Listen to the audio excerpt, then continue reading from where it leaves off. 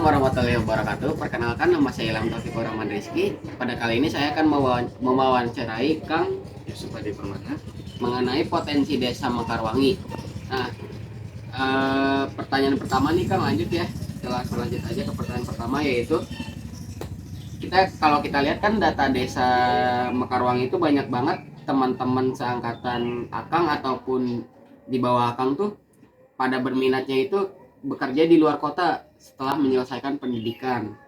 Nah, sebenarnya ada alasan utama gak sih yang bikin apa ya?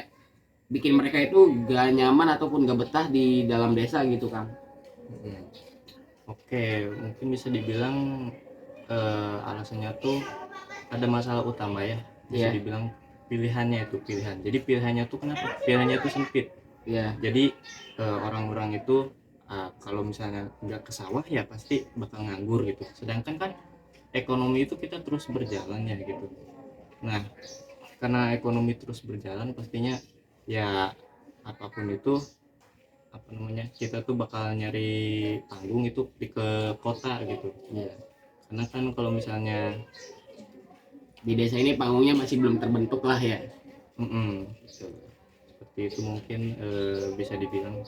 Begitu ya Kang. Nah, lanjut lagi ya ke pertanyaan kedua. Kan sekarang tuh pemerintah desa tuh lagi merencanakan adanya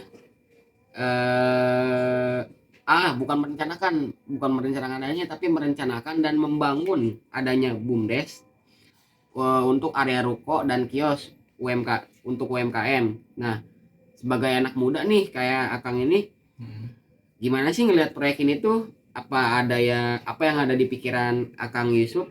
Skeptis? Apakah pemikirannya itu skeptis ataupun pemikiran optimis gitu untuk BUMDes ini? Untuk BUMDes.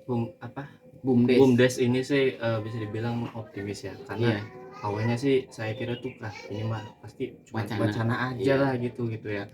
Tapi ternyata mulai ada jadi progres gitu ya, dari pembangunannya segala macamnya. Nah, nanti ada bayangan dari saya tuh kayak mereka tuh nanti si ruko-rukonya tuh bisa dibikin coffee shop gitu kan, terus taman dan lain-lain gitu. Terus apalagi? Nah, jadi bisa dibilang BUMDes itu bukan sekedar tempat pembangunan biasa doang gitu ya, tapi tempat ide kreatif si anak-anak muda tersebut, mungkin seperti itu. Bisa jadi tempat menerapkan ide-ide kreatif anak muda. Seperti itu. Baik Kang Yusuf. Baik Kang, lanjut ke pertanyaan ketiga ya. Nah, di jurnal saya juga kan ada membahas soal potensi unik di Desa Mekarwangi nih. Yang saya lihat di observasi sih, hasil observasi saya itu ada situs patung buaya dan juga ada makam agung. Nah, dua tempat ini tuh menurut Akang sendiri ada punya daya tarik gak sih buat jadi tempat wisata, apa cuma dianggap tempat keramat biasa gitu Kang? Nah, kalau ini sih bisa dibilang karena generasi seumuran kita gitu ya, Gen Z itu kan lebih suka namanya tempat yang ada ceritanya, yang bisa agar nanti bisa dibuat menjadi konten gitu kan. Betul. Nah, maka dari itu, dari yang bisa disebut tadi situs patung buaya, situs patung buaya, dan kedua itu makam agung ya. Nah, yang patung buaya itu kan termasuknya ikonik ya. Terus yang makam agung itu bisa dibilang sejarah dari lama gitu.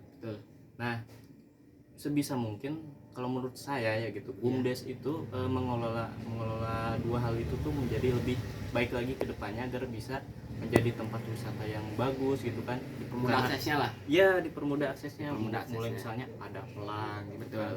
Terus nanti mungkin kalau misalnya ada pengunjung gitu kan, dari generasi kita Gen Z kan bisa vlogging gitu kan, ke sana datang sambil menceritakan, oh ini tuh gini gitu. Bisa jadi ini juga ya, promosi gratis lah ya. Bisa dibilang promosi gratis gitu mungkin seperti itu. Baik Kang, mungkin sesi wawancaranya cuman segitu aja ya Kang ya.